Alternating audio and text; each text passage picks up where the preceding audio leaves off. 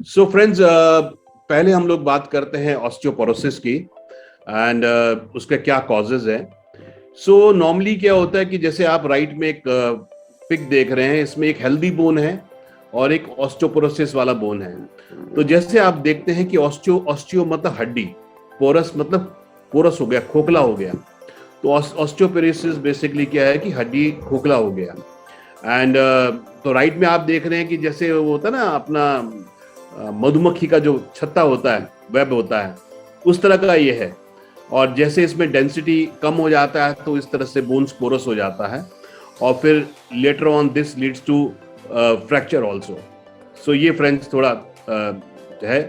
अब ये नॉर्मली इसके कारण क्या है? सो ऑस्टियोपोरोसिस क्या है, इसका मेन कॉजेज समझते हैं और फिर वीएलसीसी वेल साइंस में हमारे पास कौन कौन से सॉल्यूशंस हैं, फिर उस पर हम लोग बात करते हैं।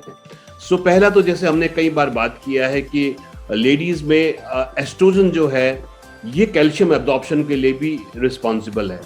और जैसे जैसे 35 के बाद लेडीज बड़े होने शुरू हो जाते हैं, एज के साथ साथ उनका एस्ट्रोजन हार्मोन कम होने लग जाता है। अब शरीर में दो काम चलते हैं फ्रेंड्स, एक ऑस्टियोब्लास्ट एंड ऑस्टियोक्लास्ट, हड्डियों में कैल्शियम का जमना और हड्डियों से कैल्शियम का निकलना। अब यंग एज में तो ठीक चल रहा है, हड्डियों में कैल्शियम जम रहा है, हड्डियों से कैल्शियम निकल रहा है। पर जैसे जैसे हम लोग बड़े हो रहे हैं तो क्या हो रहा है, हड्डियों से कैल्शियम निकल तो रहा है रेगुलर यूज के लिए, वापस डिपॉजिट नहीं हो पा रहा।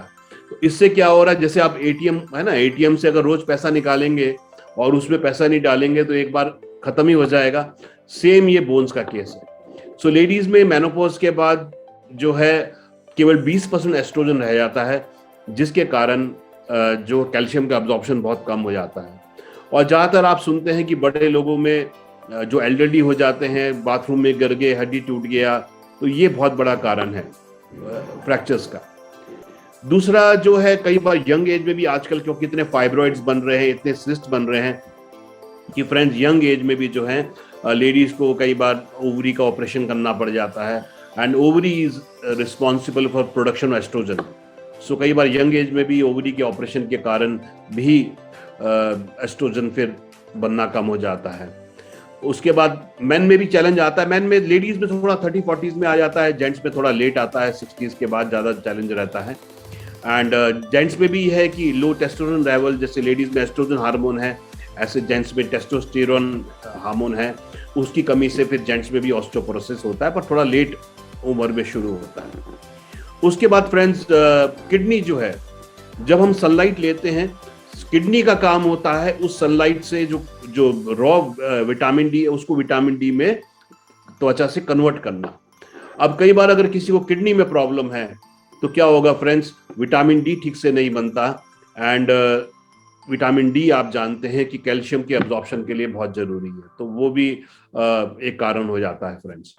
उसके बाद अगर किडनी ठीक से काम नहीं होती, क्या करती है कि वो फॉस्फोरस जो है, जो शरीर से बाहर जाना चाहिए, वो बाहर नहीं जा पाता, तो एक्सेस फॉस्फोरस ब्लड के अंदर रह जाता है, जिससे कैल्शियम डिप्लीट होता है, कैल्शियम कम होता है और उसके कारण भी ऑस्टियोपोरोसिस हो जाता है। उसके बाद जिन लोगों को हाइपरथायराइड है, जिन यानी कि जहाँ पे थायरोक्सिन लेवल ज़्यादा, थायरोक्सिन ज़्यादा बन रहा है, तो हाइपरथायराइड केस में क्या होता है, जब थायरोक्सिन ज़्यादा हो जाता है तो वो भी शरीर से कैल्शियम को डिप्लीट करता है, कैल्शियम को कम करता है। तो हाइपरथायराइड में भी केस में भी कैल्शियम एब्जॉर्प्शन कम हो जाता है।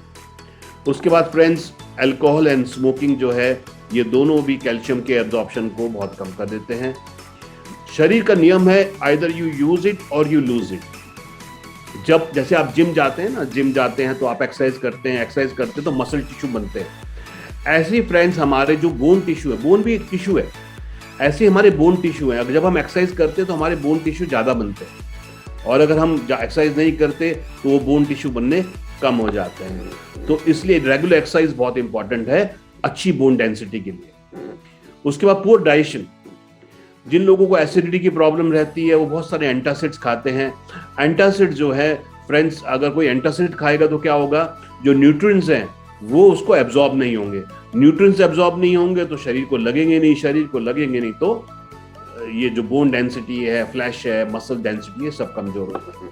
तो उसके बाद बहुत सारी मेडिकेशंस हैं, जैसे स्टेरॉइड्स हैं। कई लोग स्टेरॉइड्स, जैसे रूमेटेड अर्थराइटिस है या कहीं पर लोग स्टेरॉइड्स अगर खाते हैं लॉन्ग टर्म में तो उससे भी बोन डेंसिटी कमजोर हो जाती है। एंटासिड जैसे मैंने बताया, ये भी कैल्शियम का एब्जॉर्प्शन कम करते हैं। तो ये सारे कारण हैं फ्रेंड्स ऑस्टियोपोरोसिस के, यानी कि हड्डियों के कमजोर होने के। सो क्लियर हुआ सबको? कोई नया कारण आपको किसी को समझ आया? नॉर्मली तो आप सबको मालूम है, बट आज कोई नया कारण आपको समझ आया ऑस्टियोपोरोसिस का जो मैंने शेयर किया आपसे? कोई शेयर करेगा चैट में कि ये कारण मुझे ऑस्टियोपोरोसिस का मालूम नहीं था और ये मैंने आज पहली बार सुना है। तो चैट में लिखिए, थोड़ा इंटरेक्टिव रहेगा तो मालूम रहेगा सब लोग ध्यान से सुन रहे हैं। आगे चलते हैं।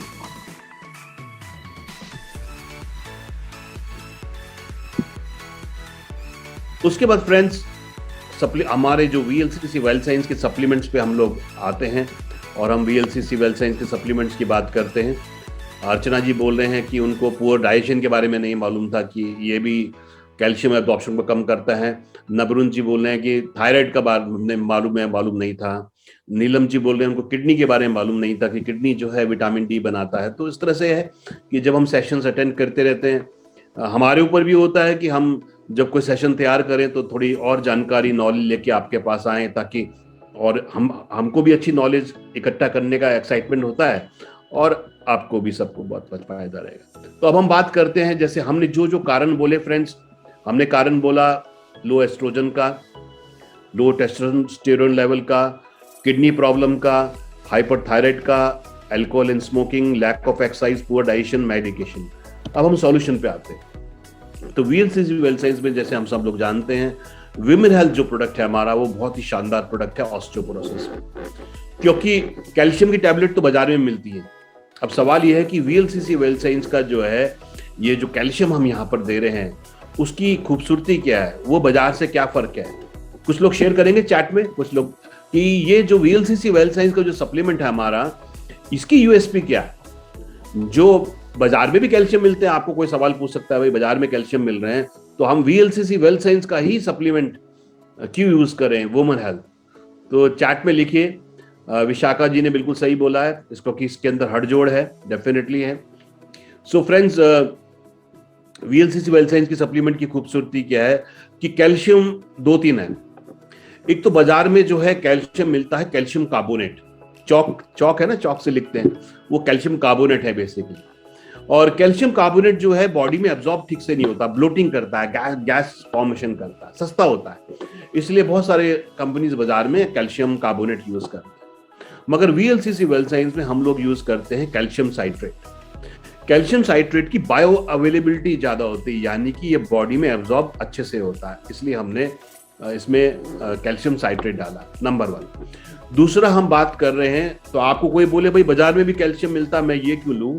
तो हमें बोलना है क्योंकि एस्ट्रोजन कम हो रहा है, इसकी वजह से कैल्शियम एब्जॉर्प्शन कम हो रहा है, इसलिए इसमें हड़जोड़ है, which is a phyto estrogen. Phyto means plant, ये कोई एस्ट्रोजन बाहर से नहीं दे रहे हम लोग, ये एक ऐसा प्लांट है जो बॉडी को मिमिक करता है एस्ट्रोजन का। ओके, जैसे डॉक्टर पतंजलि से जब हमने 2009 में ये बात करी कि भाई ये कैसे काम करता है, तो मैंने एक सवाल पूछा था उनसे कि दवाई जब हम खाते हैं, जैसे पेन किलर खाते हैं, तो वो तो पेट में जाती है दवाई और सिर का दर्द ठीक हो जाता है। जब हम पेट में दर्द होता है दवाई खाते हैं, यानी कि किसी भी चीज की हम दवाई खाते हैं तो वो पेट में जाती है।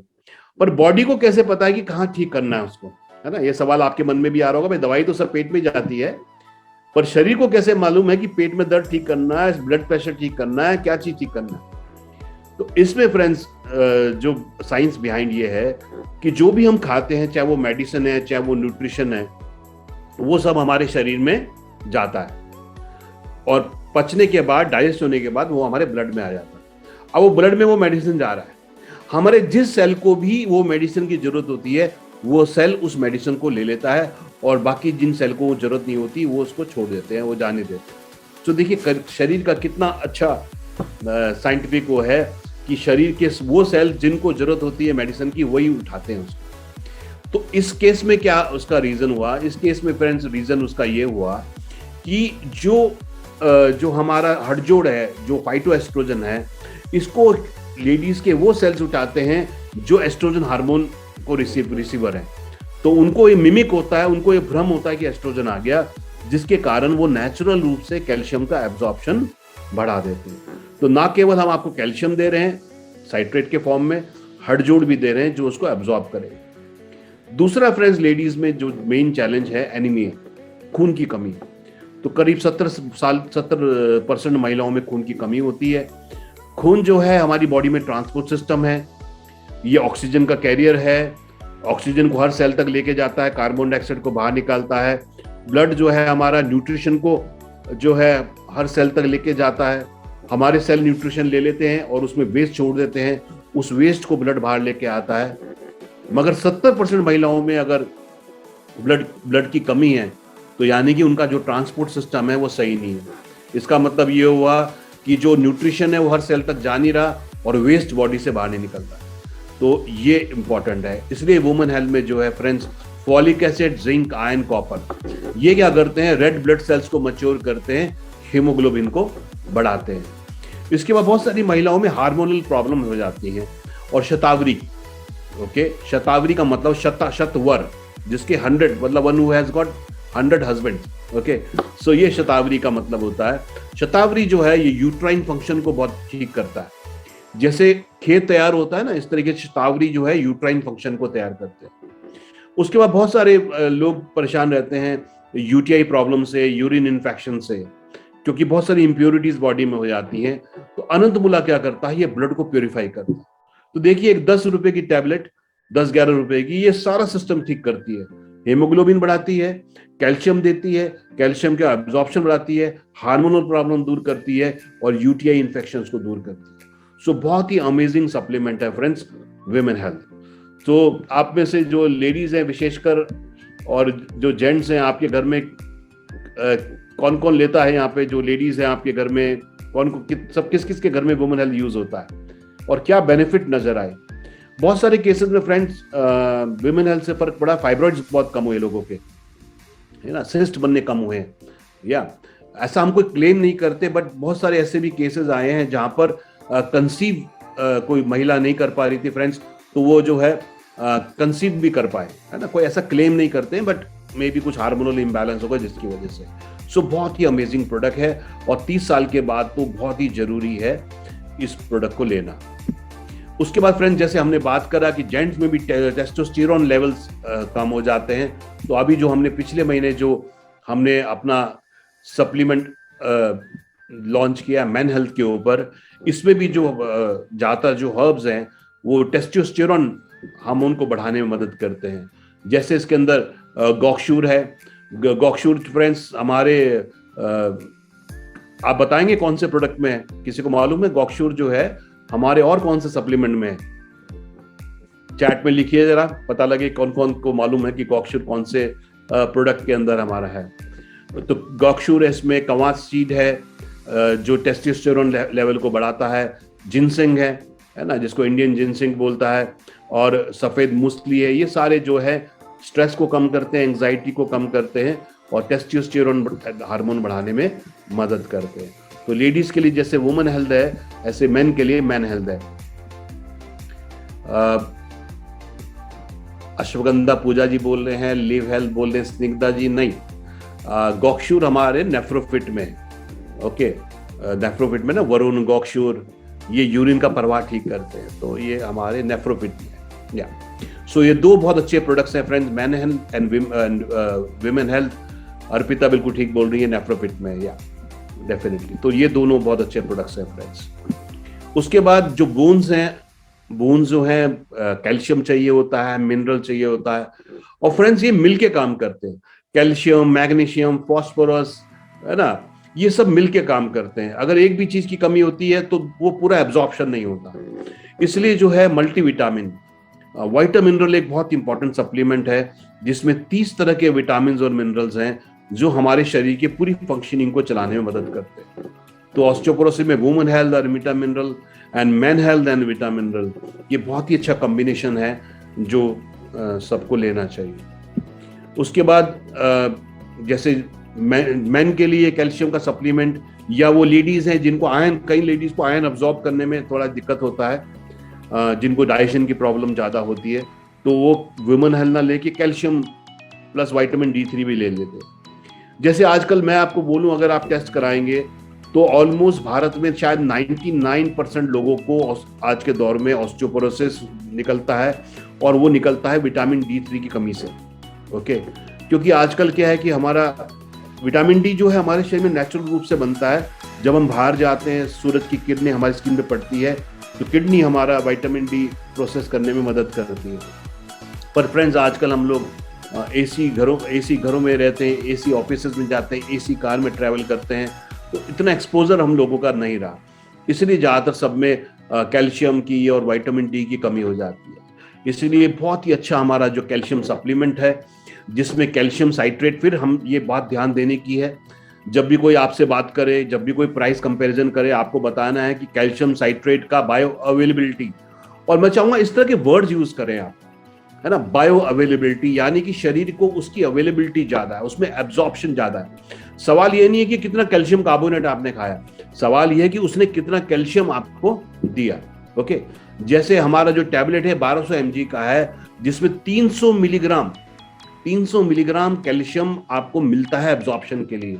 सो इस तरह ये यूएसपी है फ्रेंड्स वीएलसीसी वेल साइंस के कैल्शियम सप्लीमेंट। मैग्नीशियम जैसे इसके अंदर है, हड़जोड़ इसके अंदर है, जिंक भी जो कैल्शियम का एब्जॉर्प्शन बढ़ाता है, विटामिन D3 है ना, जब ज्यादा ऑस्टियोपोरोसिस होता है तो डॉक्टर साहब वो सैशे देते हैं विटामिन D3 के सबको, सो उसकी जरूरत ना पड़े। ये बहुत ही अच्छा कॉम्बिनेशन है, जिसको अगर आप विटामिन मिनरल के साथ यूज करेंगे तो बहुत ही अमेजिंग आपको। और फ्रेंड्स, हमें देखिए, ये नेचुरल फिनोमेना है, सबको होना है, किसी को जल्दी होएगा, किसी को देर होएगा, तो हम प्रॉब्लम होने का इंतजार ना करें। सबसे अच्छा तो क्या है कि अगर आप स्वस्थ भी हैं तो भी, जैसे 3 महीना वुमेन हेल्थ ले लिया, 3 महीना कैल्शियम D3 ले लिया, 1-2 महीना 3 महीना गैप ले लिया, फिर 3 महीना ले लिया, इस तरीके से आपको अपनी बॉडी को सप्लीमेंट करना जरूरी है, ताकि, क्योंकि prevention is always economical than cure, ताकि वो ऑस्टियोपोरोसिस ना हो, ताकि वो फ्रैक्चर ना हो, है ना। ये सब चीजें हमको बिल्कुल ध्यान करनी है।